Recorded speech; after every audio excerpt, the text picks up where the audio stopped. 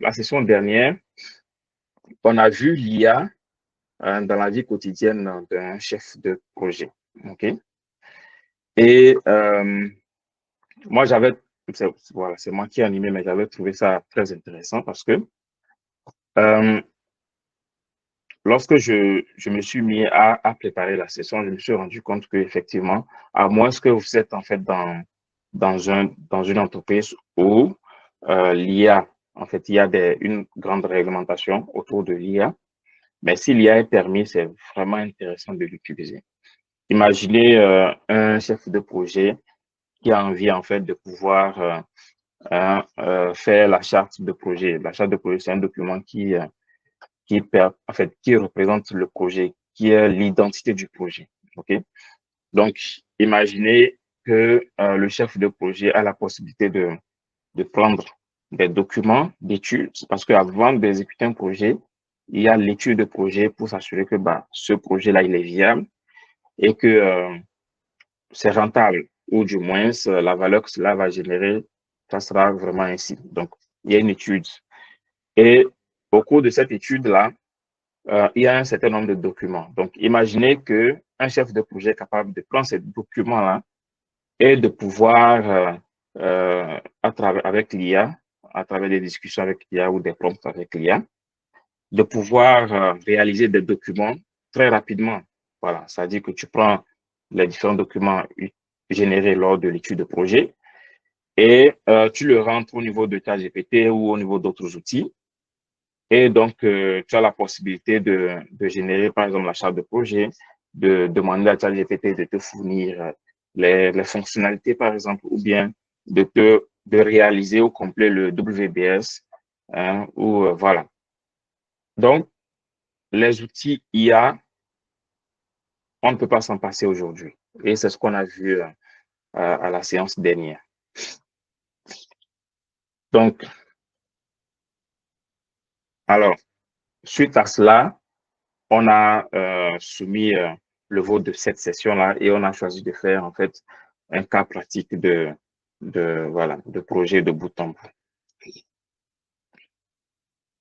Alors, en termes d'annonce, vous n'êtes pas sans savoir que voilà, eSoft Solutions organise une formation, OK, du 6 juillet 2025 au 7 décembre 2025. Donc, c'est le PMP. Si vous êtes intéressé, moi, je vous recommande vivement voilà, je vous recommande vivement de vous inscrire parce que, voilà, c'est comme j'ai l'habitude de le dire, hein, le PMP, c'est une certification, c'est la meilleure certification en gestion de projet. Si vous êtes un chef de projet et vous voulez prouver en fait que vous avez les connaissances qu'il faut, il faut avoir le PMP. C'est d'ailleurs pourquoi, avant de déposer votre candidature pour passer ces certifications-là, on vous demande d'avoir soit la licence, OK, une licence, et ajouter à cette licence-là 5 ans d'expérience en tant que chef de projet ou ayant participé à un projet, OK? Ou dans le sens, de l'autre côté, vous pouvez avoir un master et avoir 3 ans d'expérience. Donc, ces critères-là ont été énumérés clairement par le PMI, hein, OK, pour pouvoir déposer sa candidature pour le PMP. Donc, voilà, c'est pour dire en fait que ceux qui ont le PMP sont des gens en fait qui ont démontré leur expérience, qui ont démontré qu'ils peuvent gérer des projets et non seulement ça, qui ont prouvé leur connaissance à travers la certification. Donc, je vous recommande vivement. Pour ceux qui n'ont pas l'expérience pour pouvoir passer cette certification-là, je vous recommande de faire des certifications comme le CAPM, comme le PSM niveau 1.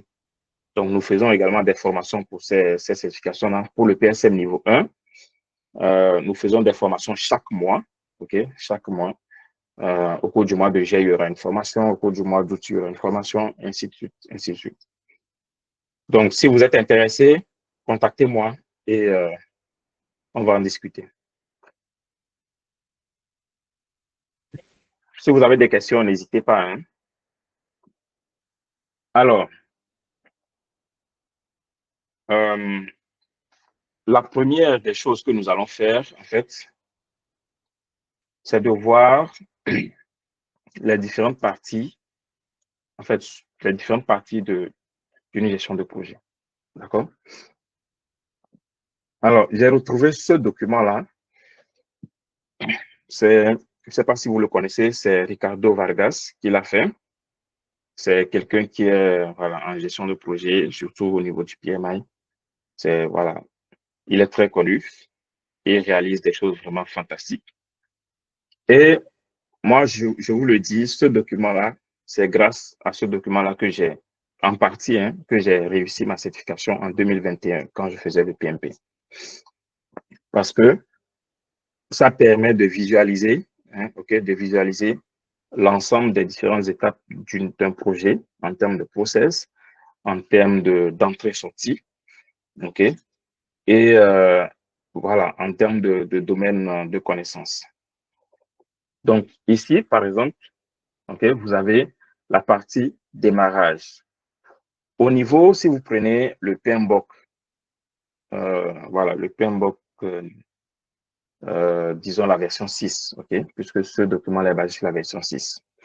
Si vous prenez le PMBOK, la version 6, dedans, la façon dont les process ont été organisés, c'est difficile de voir dans la vie réelle comment se gère un projet.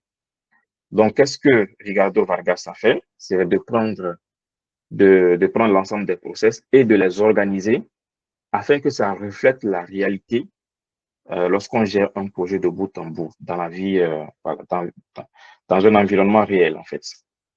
Donc, comme vous le voyez, il y a la partie démarrage. Donc, lorsqu'on démarre un projet, en fait, la première des choses à faire, c'est d'élaborer la charte de projet.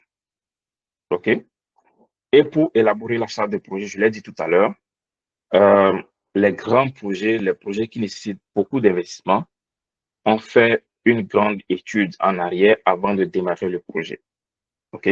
Parce que pour éviter les pertes, si vous investissez des milliards de dollars dans un projet sans savoir si ce projet sera un succès, voilà,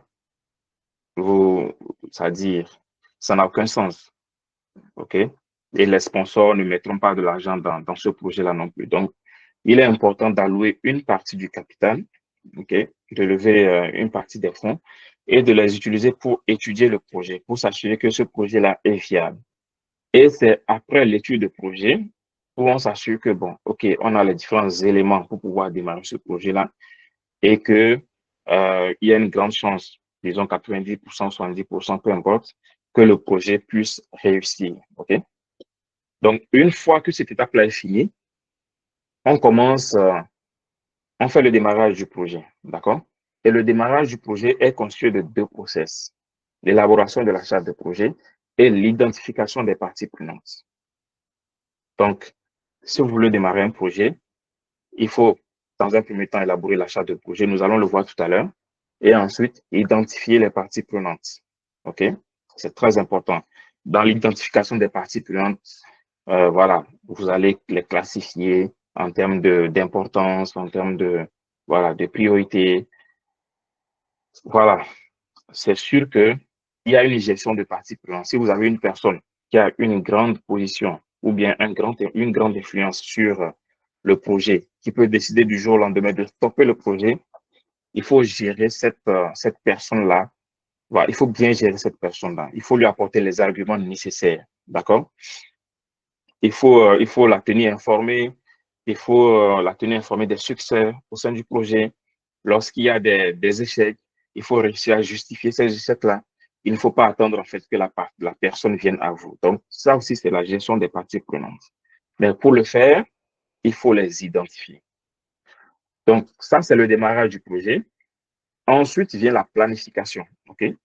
Et je voudrais attirer aussi votre attention sur le process d'intégration qui est ici. Vous allez remarquer que le process d'intégration est lié en fait à pratiquement l'ensemble des process qu'il y a autour. OK?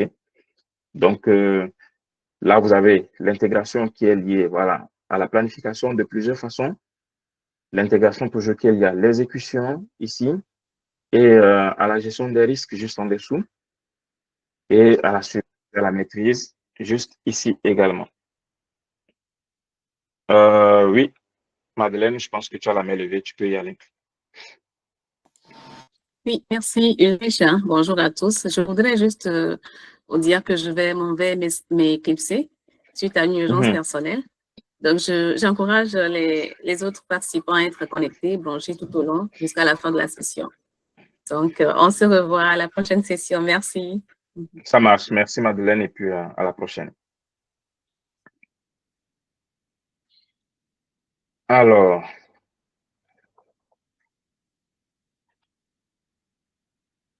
ok, ça marche. Alors, voilà, j'en étais au niveau de la surveillance et de la maîtrise. Donc, tout au long du projet, voilà, il faudra surveiller les indicateurs, il faudra s'assurer qu'on a une maîtrise du projet. Donc, l'ensemble des process ici reflète cela. Et ensuite, nous avons la clôture. Donc, je disais tantôt que l'intégration réunit l'ensemble, en fait, de ces groupes de process-là, OK? Et le chef de projet intervient au niveau de l'intégration, dans la majeure partie, parce que vous pouvez être dans un projet en tant que chef de projet et vous n'êtes pas forcément un expert de la gestion des coûts. Vous savez, vous connaissez quand même le minimum sur la gestion des coûts, mais vous n'êtes pas forcément un expert parce que imaginez un projet qui rassemble des millions de personnes, OK, ou bien des milliers de personnes. C'est sûr que le chef de projet ne pourra pas, voilà, gérer les coûts individuellement sur chaque équipe et tout. Il peut le gérer de façon globale et tout, s'assurer que ça avance comme il se doit, qu'on ne va pas dépasser les limites, voilà, les marges sont respectées et tout. Mais en détail, il y aura des personnes qui vont le faire, qui vont gérer ces coûts-là, qui vont identifier ces coûts-là. Voilà. Donc, le chef de projet intervient en tant qu'intégrateur pour pouvoir unifier l'ensemble de ces process-là qui sont autour. Okay? Donc, il y a le périmètre, la partie du périmètre où on identifie ce qu'il faut réaliser. Il y a l'échéancier où on fait un peu, voilà, en termes de temps, les différentes fonctionnalités qui ont été identifiées, combien de temps ça va nous prendre, quelles sont les relations, comment on peut optimiser. OK?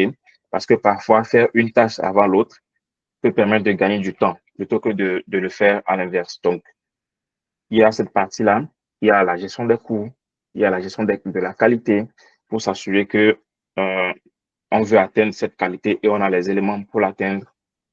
Ensuite, il y a l'exécution. Et durant l'exécution, on s'assure effectivement que les indicateurs sont respectés. On a des feedbacks des utilisateurs, du client. Et ce qui permet de faire cette surveillance-là, c'est bien sûr le groupe de process surveillance et maîtrise. Okay? Et à la fin, on a la clôture.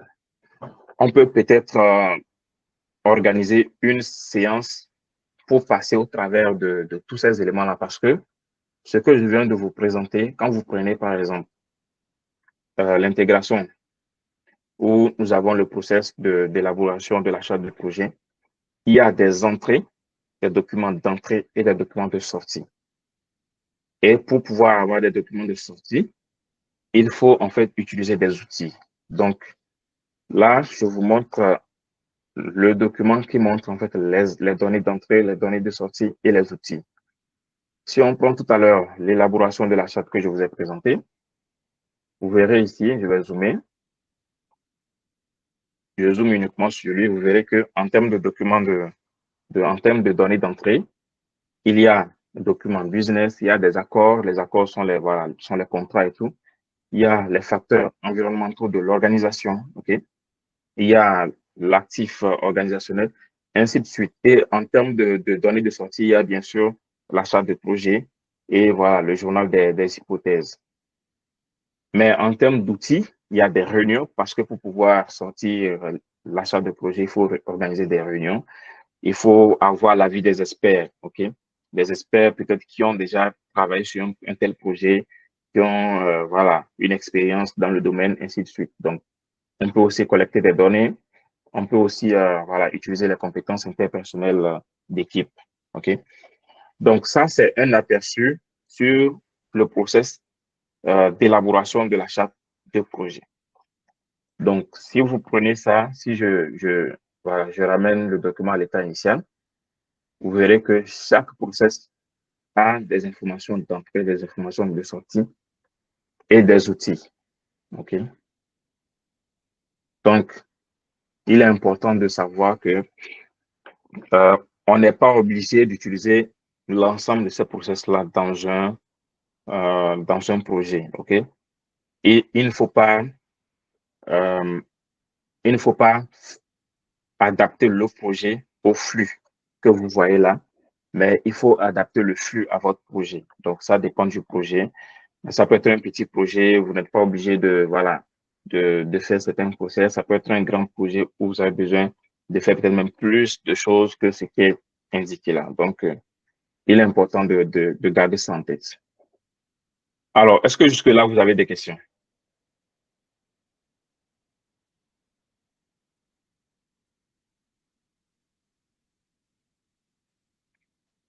OK. Alors, ça peut faire beaucoup si vous n'êtes pas un habitué de la gestion de projet. Toutes ces informations-là, ça peut être beaucoup. Donc, je pense que sur ce côté, vous avez quand même un aperçu voilà, du contenu d'un projet, de ce qu'un chef de projet réalise quotidiennement. Son objectif, c'est de fédérer l'ensemble de ces éléments-là et il y a des gens autour de lui pour l'aider à faire cela. Donc, la prochaine chose que nous allons voir, en fait, c'est de prendre un projet fil rouge et nous allons l'utiliser pour réaliser la charte de projet. OK? Là, nous avons 30 minutes seulement qui restent, donc on va y aller très rapidement. Alors, je vais partager ce lien avec vous. Vous aurez accès, en fait, à ce document-là. Je vais le mettre également dans le groupe WhatsApp.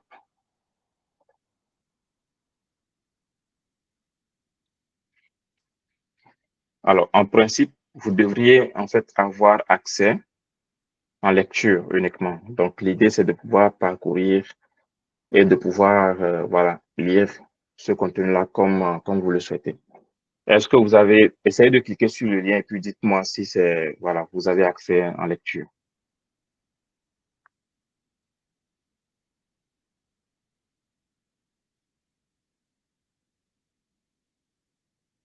Alors, s'il y en a parmi vous qui ne pouvez pas cliquer, vous pouvez aussi vous signaler, comme ça on est certain que, voilà, il y en a qui ne sont pas en mesure de cliquer. On pourra vous aider.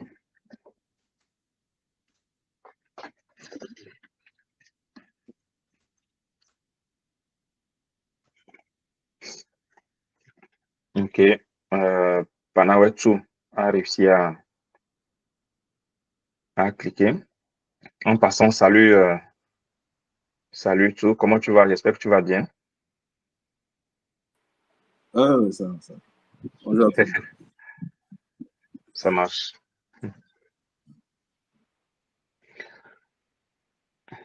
Alors, je vois une personne qui est connectée.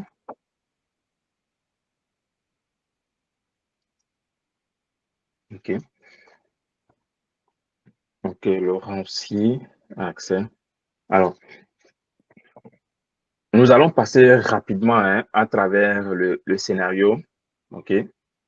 L'objectif, en fait, vous voyez, j'ai déjà fait la grande partie du travail parce que, effectivement, la charte de projet, l'objectif de la charte de projet, c'est d'identifier, en fait, l'objectif du projet, d'identifier les parties prenantes, d'identifier les contraintes, d'identifier les fonctionnalités prioritaires, voilà, d'identifier quoi encore, les risques potentiels, les critères de succès, voilà. Donc, toutes ces informations-là, en réalité, comme on l'a vu tout à l'heure, au niveau du process de la charte de projet, vous allez utiliser les documents de business, les accords, voilà, les données, plein d'autres données pour réaliser ce document-là. OK?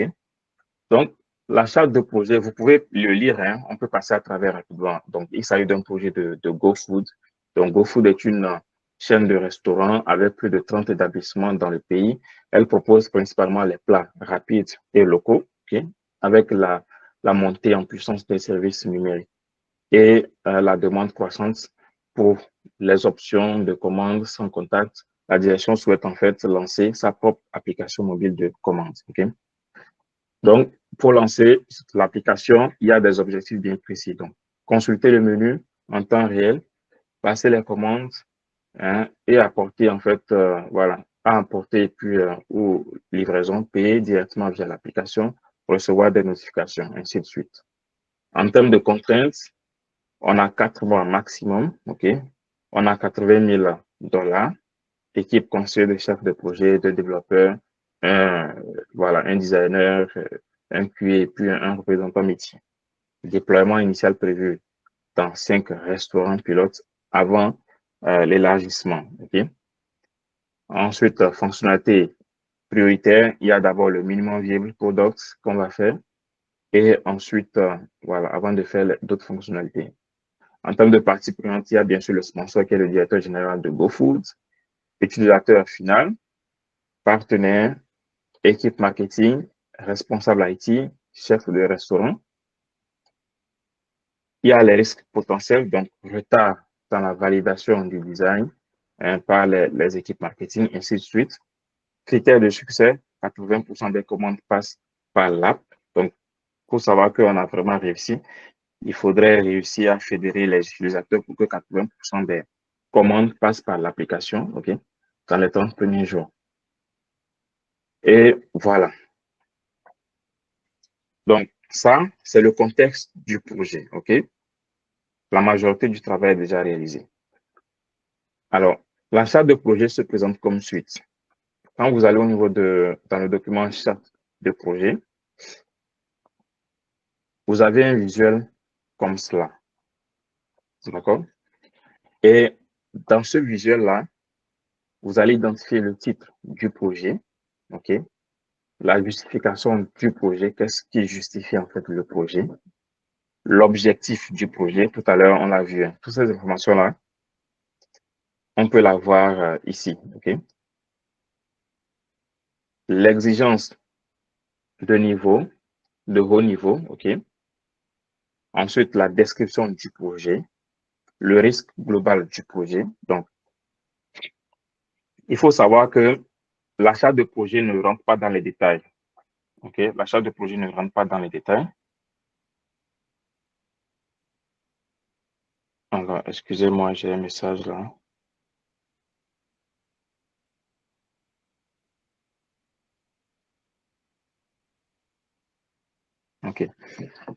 L'achat de projet, en fait, présente les informations de façon globale, c'est-à-dire en termes de fonctionnalité, voilà, qu'est-ce qu'il faut retenir globalement en termes de, voilà, une description qui décrit en fait globalement le projet, les risques de façon globale, quels sont les risques, ainsi de suite. Et ces informations-là doivent être basées sur des données réelles. Voilà, pas sur une invention ou voilà, quelque chose de ce genre. Ensuite, il y a les ressources financières préapprouvées. Il faut s'assurer d'avoir les ressources. Et pour avoir ces ressources-là, il y a une partie étude du projet qui doit se faire, comme je l'ai dit tantôt. Et c'est cette partie étude-là qui doit réussir à convaincre les sponsors que effectivement, voilà, ce projet-là, il est viable et qu'on peut, voilà, on peut réaliser cela. Et dans notre cas, étant donné qu'il s'agit d'une chaîne de restaurants, c'est facile à faire. On est en contact avec les clients, on peut passer par des sondages, on peut demander aux clients s'il y avait une application mobile qui pouvait faire ça, par exemple. Est-ce que vous utiliserez l'application? Très simple. Donc, voilà. Il y a aussi la liste des parties prenantes. Il faut en fait avoir les parties prenantes listées en termes de priorité et en termes de, voilà. Il y a des parties prenantes qui ne sont pas forcément prioritaires, mais il faut les gérer, il faut être proche d'eux parce que ces parties prenantes-là peuvent influencer des décisions, Donc, c'est important de bien gérer les parties prenantes, de les garder en tête, de savoir que ce sont ces personnes-là qui ont des pouvoirs de décision sur le projet, sur le succès du projet ou non. Donc, ensuite, il y a les acceptance, les exigences d'acceptation, OK? Les critères d'acceptation de réussite du projet. Donc, il est important de les énumérer, de les garder à jour et de les surveiller, OK? Il est important de les surveiller tout au long du projet pour s'assurer que on ne s'éloigne pas de l'objectif du projet, on ne s'éloigne pas du succès du projet. Et à chaque fois, en fait, il y aura des réajustements dans ce sens-là, OK? Et ensuite, il faut identifier le chef de projet. On identifie le chef de projet et on identifie les responsabilités du chef de projet parce que dans certaines entreprises, le chef de projet peut avoir beaucoup de pouvoir, beaucoup de pouvoir en termes de décision, peut décider que, bon, voilà, je voudrais que cette ressource-là fasse telle chose, je voudrais que cette ressource-là soit en temps plein sur le projet. Voilà, donc, ou carrément peut décider même que, bon, voilà, je sens que celui-ci, il n'apporte pas un grand plus au projet. Est-ce qu'on peut le remplacer ou est-ce qu'on peut faire quelque chose pour qu'il travaille mieux ou voilà. Donc, le chef de projet peut avoir ces pouvoirs-là ou peut ne pas avoir de pouvoir du tout. C'est-à-dire que lui, son objectif, c'est de faire une surveillance, OK, de surveiller le projet de bout en bout et à travers les indicateurs, de faire des propositions.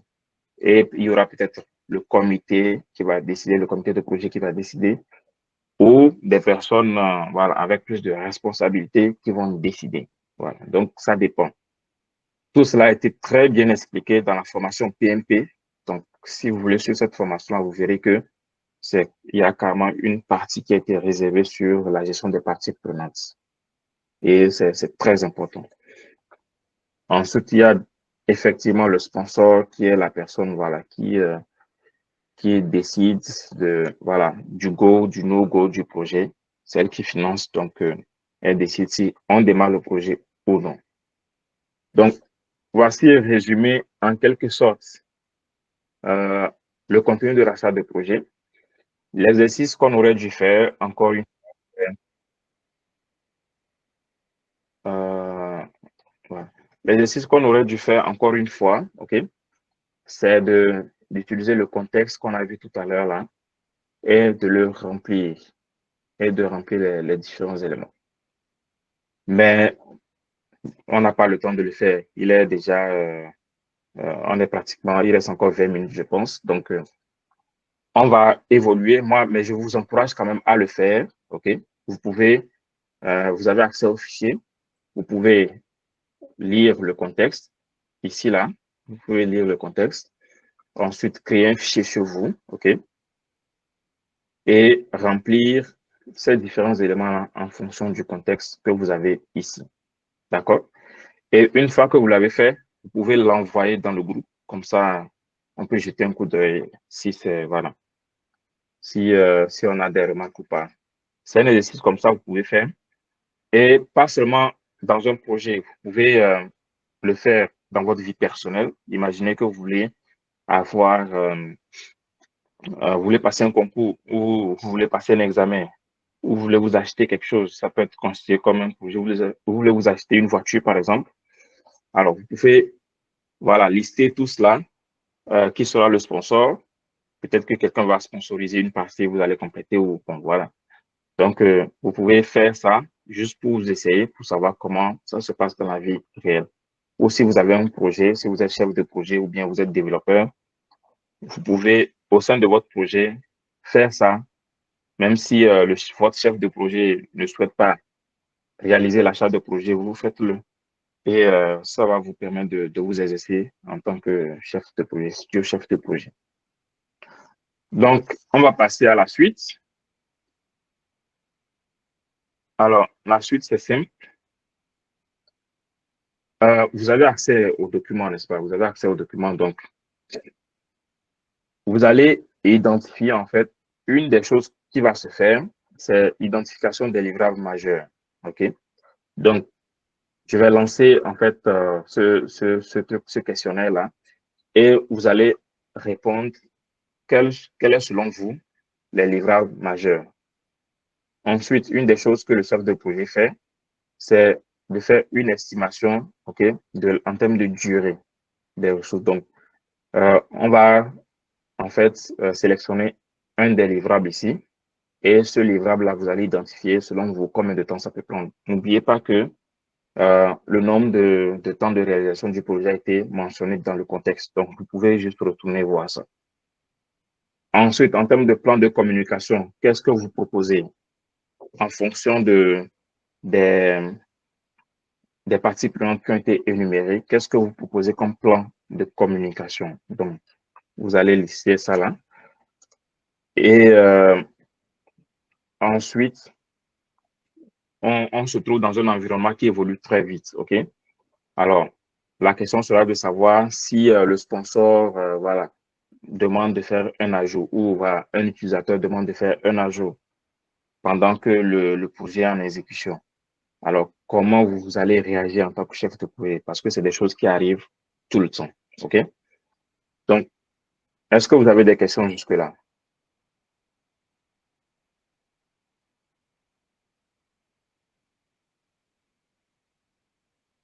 OK. Pas de questions. Alors, je vais lancer le questionnaire. Alors, pour les habitués, vous savez comment ça se passe, hein? Il vous suffit juste de scanner ce code QR, OK? Et de me dire, selon vous, quels sont les livrables majeurs pour un tel projet. Si vous souhaitez avoir accès au projet, j'ai mis le lien juste dans le chat. Je l'ai mis également dans le groupe WhatsApp. Donc, OK, je vais remettre le lien à nouveau.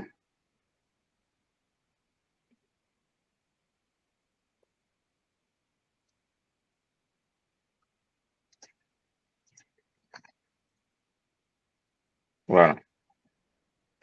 Le lien de Mentimeter. Alors, si vous n'êtes pas en mesure de scanner, je vais arrêter, puis je vais copier le lien. Je vais faire partager, je copie ça comme ça. Voilà. Voici le lien de Mentimeter. Je vais coller ça également dans le groupe.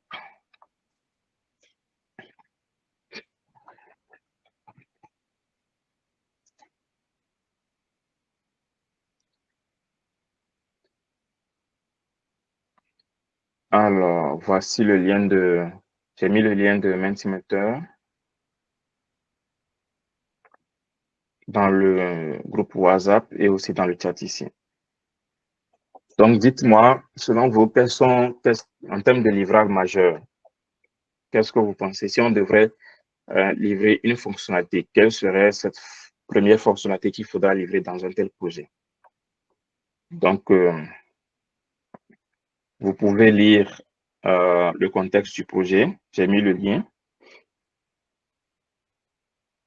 Et me dire, selon vous, quels sont les livrables majeurs?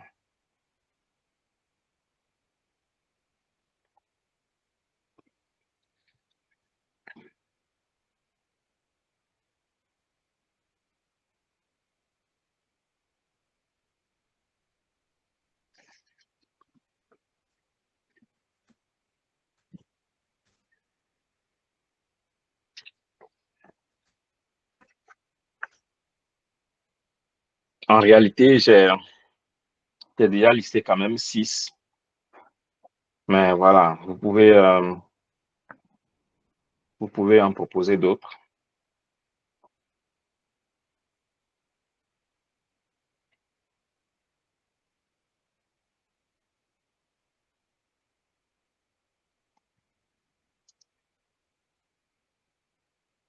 Vous avez bien accès. Si vous avez des difficultés, n'hésitez pas à me le faire savoir et puis on va régler ça rapidement. Vous pouvez aussi activer votre micro. Voilà, si vous souhaitez dire quelque chose.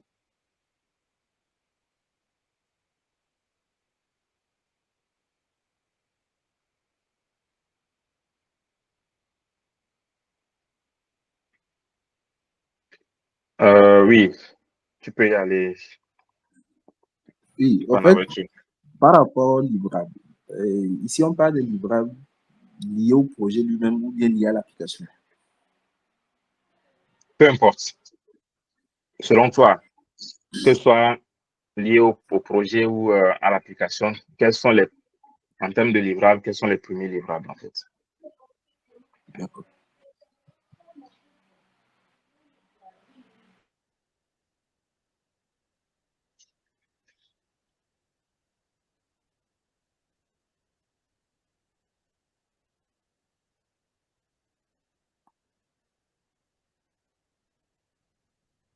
Est-ce que vous avez d'autres questions? Oui, Laurent Azagbignon. Ok, alors, bonjour à tous, j'espère que vous me recevez. Oui, on te reçoit. Super.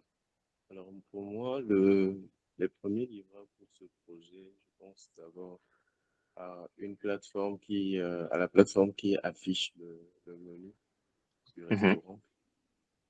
Donc, disons, un bref, comment dire, euh, une brève présentation du restaurant, le menu.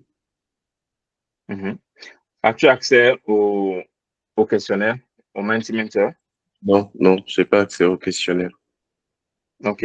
Je vais mettre le lien et tu vas juste saisir directement sur Mentimeter ce que tu penses que c'est. Je pense Voilà. que j'ai accès au questionnaire. C'est bon. OK, ça marche. C'est ça qui est la charte du projet, c'est ça?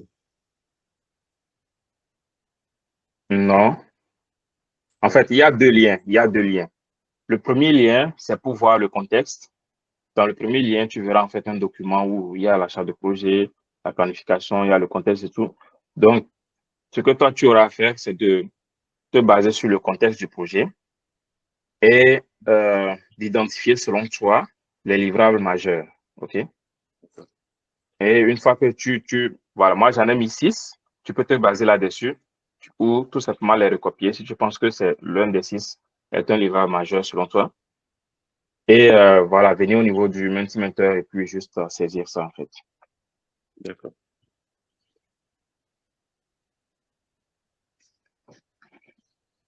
Mais très rapidement comme ça, est-ce que vous êtes à l'aise de faire cette séance-là plus d'une heure, c'est-à-dire d'être là plus d'une heure?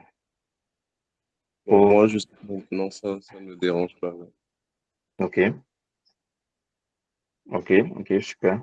Bah, je pense que les prochaines séances, bah, cette séance déjà, on va dépasser le temps imparti, mais les prochaines séances, je vais essayer de soumettre 2 heures parce que euh, à chaque fois, on est à court de temps et puis ce n'est pas vraiment intéressant. On n'arrive pas à passer vraiment sur les choses essentielles. Donc, voilà. Alors, j'attends la première personne qui va identifier un livrable majeur.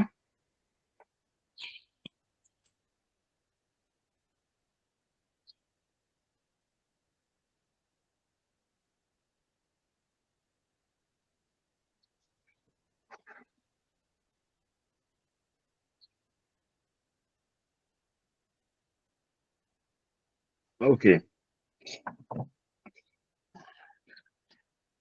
Effectivement, c'est sûr que les documents sont les premiers livrables, du moins les premières choses à réaliser pour pouvoir commencer l'exécution du travail. Voilà. Mais il y a aussi une chose, c'est que en général, pour les documents, ça, il faudra le savoir. Il faut savoir que vous aurez plein de versions. Ça va évoluer tout au long du projet et même jusqu'au dernier jour du projet. Voilà, les documents vont continuer à évoluer. Donc, mais effectivement, ce sont des livrables, mais des livrables qu'il faut maintenir en fait.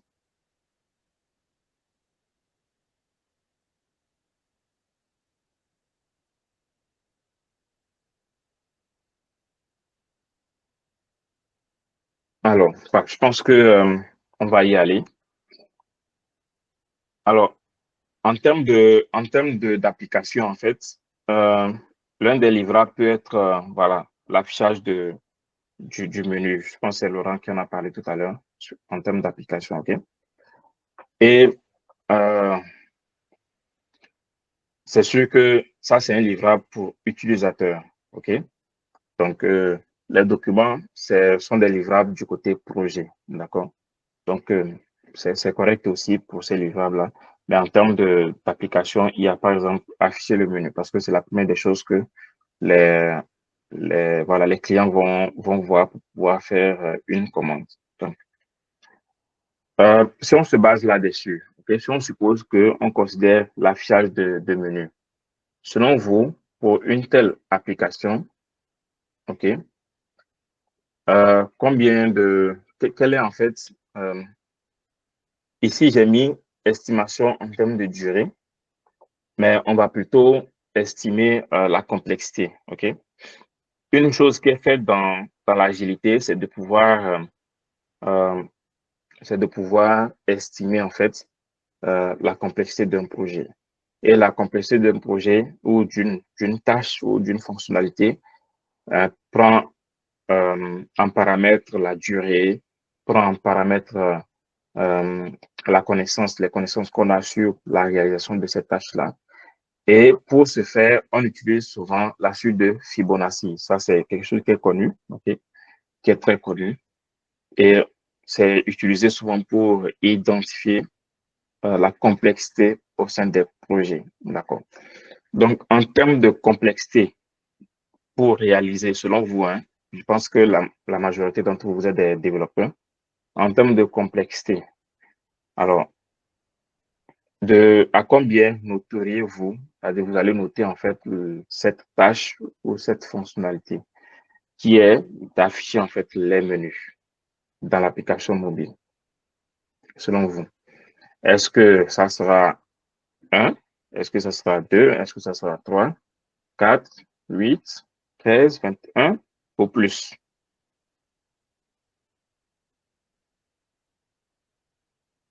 Alors, je rappelle que cet exercice-là, c'est quelque chose qui est réalisé souvent au sein des projets pour pouvoir identifier la complexité des différentes tâches, OK? Et identifier aussi la durée que ces tâches-là vont prendre. Donc, parfois, si on suppose que une tâche est complexe, il peut arriver que la tâche soit complexe pour une personne et ne soit pas complexe pour une autre personne. Mais il faut que l'équipe s'entende pour donner un point. Et au fur et à mesure que le projet va évoluer, on va se baser sur ce pointage-là pour pouvoir, voilà, évaluer l'évolution des membres au sein du projet, l'évolution du projet, l'évolution des fonctionnalités, comment on se sent à l'aise par rapport aux différentes fonctionnalités qui viennent. Donc, ça permet en fait de surveiller l'évolution du projet également en termes de réalisation, en termes de complexité, en termes de diminution de complexité au fur et à mesure ou d'augmentation de complexité. Donc, voilà, c'est un exercice qui sera réalisé très souvent, même si c'est juste une équipe agile et que le projet ou l'application n'est pas réalisée dans un projet, mais juste au sein d'une équipe agile avec un Scrum Master, des développeurs, un Product Owner, c'est très utilisé également. Alors, je vois qu'il y a une personne qui a mis 3, OK?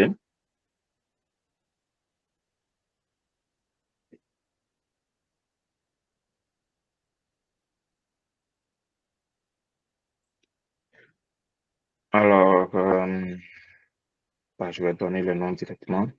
Est-ce que Laurent, tu as voté?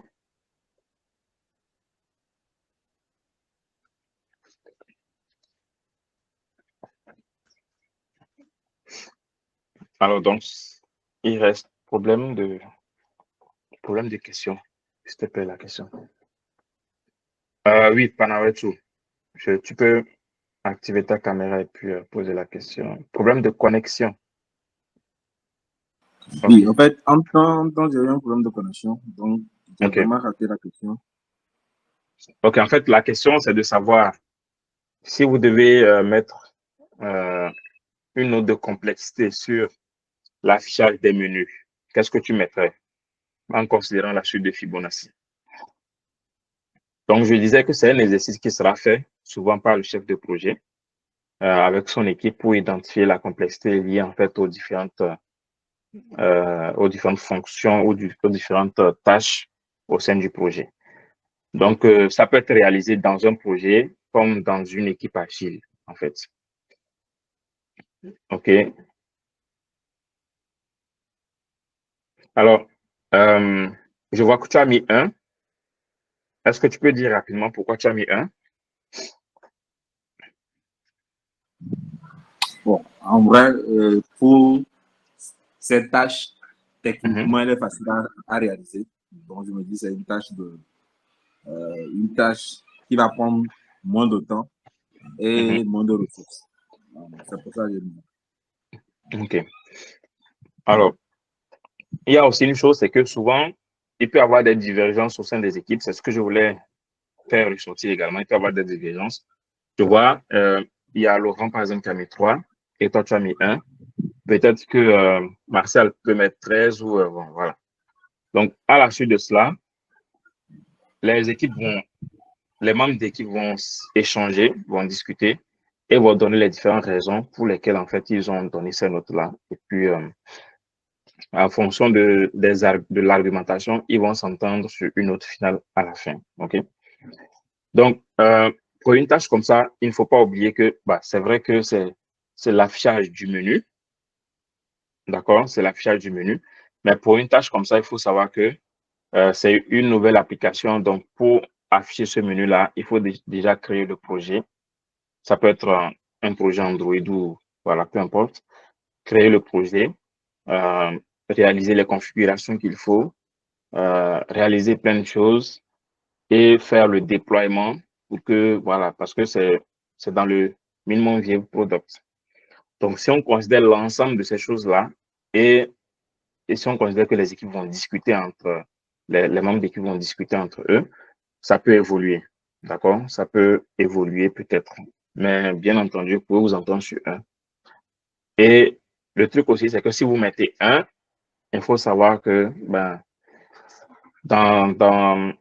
pour les différentes fonctionnalités qui vont venir, OK, il faut savoir que ça sera difficile, selon moi, mon expérience, pour une telle fonctionnalité, supposons que vous voulez faire la notification, une fois que l'application est créée, une fois que tout est là, et que vous voulez ajouter la notification, en ce moment, la gestion de la notification, peut-être que ça peut être considéré comme plus facile pour d'autres ou plus difficile pour certains. Donc, parfois, parfois au début du projet, il y a des différences, mais au fur et à mesure que ça a évolué, les membres d'équipe s'entendent en fait sur voilà, une logique de notation. OK? Donc, c'est bien déjà qu'il y ait cette divergence-là. C'est ce qui va apporter des discussions et ça permet aussi à l'équipe de mieux se comprendre, de comprendre l'argumentation que le chef de projet donne ou bien que les membres d'équipe donnent. Alors, on va passer à la question suivante. Alors, plan de communication. En termes de plan de communication, si vous considérez les parties prenantes, en fait, qui a été listées dans le contexte du projet, OK? Quel serait votre plan de communication? Alors, vous n'êtes que 2, donc vous pouvez directement prendre la parole, peu importe. Vous pouvez juste directement prendre la parole et puis et me dire, selon vous, OK, quel serait votre plan de communication?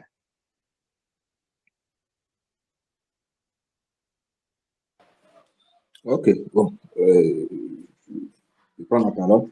En fait, par rapport au plan de communication, je pense qu'il faut adapter ça par rapport à la partie prenante. Donc, en fonction de son importance dans le projet, il faut savoir peut-être, il faut planifier ce qu'il faut lui dire, quand il faut lui dire ça, et surtout comment. Donc, je pense que le plan de communication sur ce projet-là, sur ce projet précis, on va identifier d'abord, comme on avait dit, les parties prenantes, peut-être le client, le sponsor, s'ils sont différents, bien sûr, et puis peut-être les utilisateurs. Et en fonction de ça, on va dire peut-être le client, peut-être chaque 2 ou 3 jours, on lui fait un compte rendu, peut-être par call. On fait des réunions avec lui pour pouvoir lui faire le compte rendu. Et peut-être à chaque fin de semaine, on lui envoie un mail peut-être pour lui faire un petit rapport de ce qui s'est passé dans la semaine et de nos indicateurs. OK. Alors, tu as parfaitement raison parce que, bien entendu, la communication, c'est voilà, c'est entre humains. C'est sûr que l'intelligence artificielle est là maintenant, mais pour l'instant, la communication, c'est entre humains. Et les humains sont les parties prenantes, OK? Sont les parties prenantes. Il faut les identifier, identifier leur importance, identifier leur impact et mettre en place une stratégie de communication en fonction d'eux. Donc, je suis d'accord avec toi. Souvent, avec les développeurs, voilà, on met en place on crée un groupe, ça peut être un groupe Slack, où on met les développeurs et on se tient informé sur l'évolution du projet, sur les différentes tâches, sur les difficultés qu'on rencontre. Donc, ça dépend vraiment, en fait, des parties prenantes identifiées, comme tu l'as dit. Alors, est-ce que tu as quelque chose à ajouter, Laurent?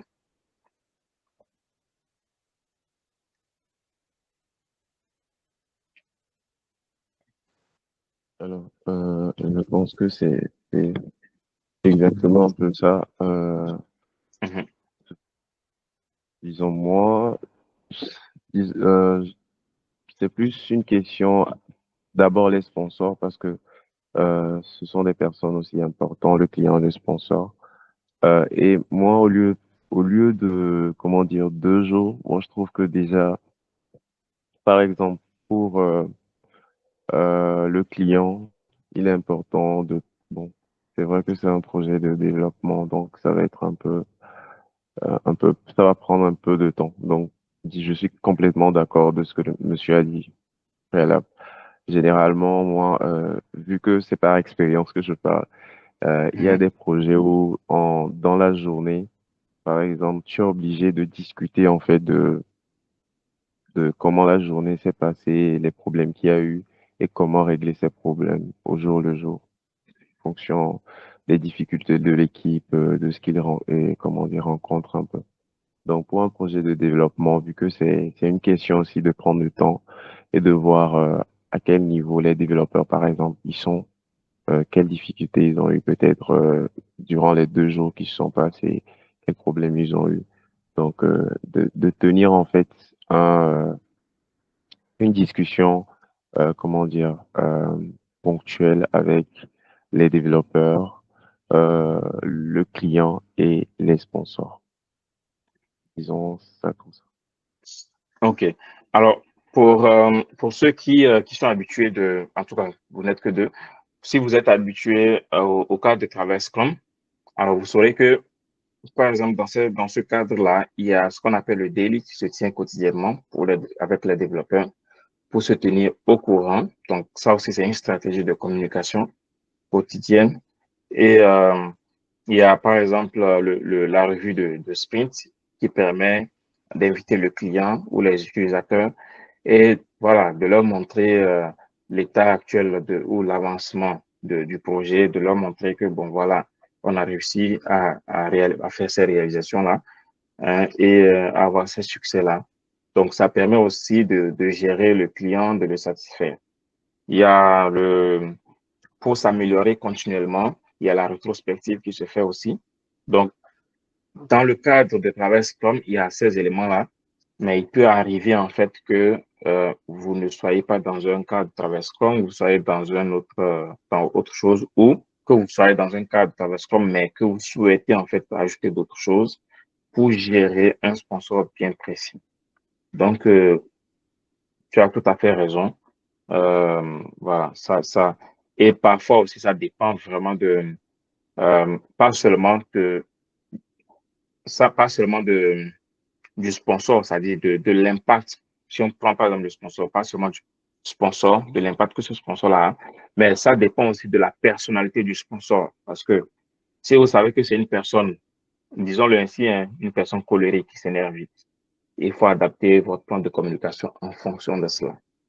Si vous avez des développeurs qui sont introvertis, il faut trouver des moyens de leur permettre d'être soit extravertis ou voilà, de leur permettre de s'exprimer, OK? Pour qu'ils ne restent pas dans le coin ou bien il faut les relancer tout le temps. Donc, ce sont des stratégies qui sont utilisées et voilà. Alors, je pense que nous sommes arrivés, c'est sûr, hein, c'est sûr que comme je le disais, euh, une, une telle activité en 1 heure, c'est sûr que on ne pouvait pas passer au travers de tout ça. Mais avant de clôturer, j'ai une dernière question, OK? Si vous êtes en milieu de projet, OK? Et que il y a un changement brusque, comment vous réagirez en tant que chef de projet? C'est ce qui arrive tout le temps, hein, je vous le promets, c'est quelque chose qui arrive tout le temps. En tant que chef de projet, vous aurez tout le temps des changements. En fait, c'est le quotidien d'un chef de projet. Tout le temps des changements, que ce soit changement d'environnement, changement de personne, voilà, un membre d'équipe de quitter l'équipe, changement voilà, il y a tellement de changements et le rôle du chef de projet, de s'assurer que ces changements-là sont faits avec un bon flow, sans briser, en fait, le succès de l'équipe. Donc, supposons, en fait, que vous êtes dans un projet ou dans le projet que nous avons cité tout à l'heure là, et que il y a une demande qui apparaît. La demande peut venir d'un chef d'un sponsor, d'un utilisateur ou bien du product owner, peu importe. Comment vous réagirez? Voilà. OK. OK. Vous avez effectivement voté, mais je prends par exemple Laurent. Qu'est-ce que tu as voté? Et puis dis-moi pourquoi tu as donné ce vote-là.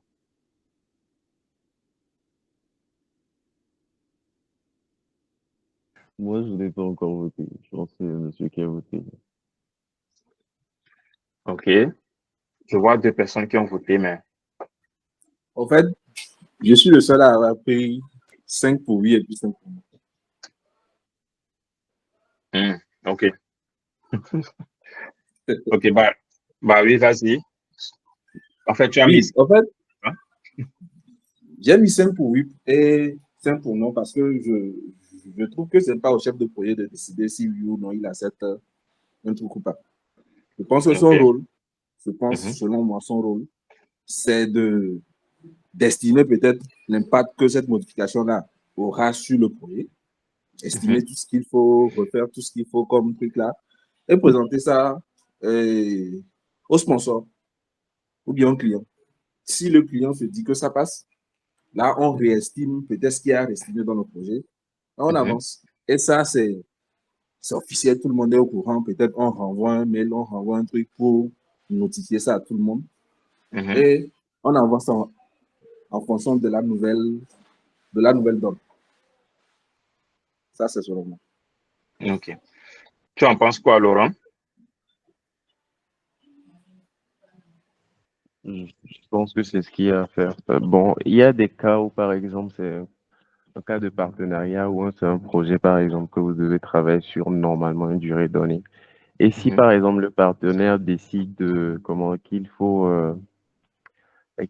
ajouter, je sais pas moi, quelque chose sur la fonctionnalité ou bien s'il faut, par exemple, sur un quota de tâches données, augmenter en fait les tâches qu'il faudra faire.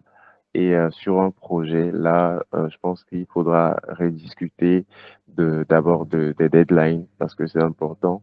Et la durée qui a été déterminée pour le projet, c'est, comment dire, c'est une durée qui est faite en fonction des tâches qu'il fallait faire. Maintenant, il faudra remanier tout cela, même pour, comment dire, euh, euh, le financement, par exemple. Il faudra Mhm. revoir tout ça là et être d'accord avant de, comment dire, de prendre en fait cet élan sur ce qui s'est ajouté. OK. Alors, je suis d'accord avec vous, mais il faut aussi savoir que parfois, certaines demandes, en fait, ne sont pas des demandes qui viennent contredire en fait les fonctionnalités ou voilà, qui viennent contredire les demandes au sein d'un projet. Ça peut être des demandes qui viennent peaufiner, OK? Qui viennent peaufiner ou bien qui viennent apporter un plus à ce que le client ou les utilisateurs ont déjà demandé. Donc, dans ce contexte, ça dépend aussi du pouvoir qui a été donné en fait au chef de projet sur le projet en question. OK? Ça dépend de la structure du projet et du pouvoir que le chef de projet a. Il y a des structures où, OK, le chef de projet a suffisamment de pouvoir pour pouvoir prendre certaines décisions d'acceptation, OK, de certaines fonctionnalités selon quand il voit tous les paramètres, en fait, il a le pouvoir d'accepter certaines demandes, OK, ou s'il voit que la demande sort du contexte du projet ou que on n'a pas prévu suffisamment de garde pour pouvoir intégrer d'autres fonctionnalités. Tu l'as dit, Laurent, tout à l'heure.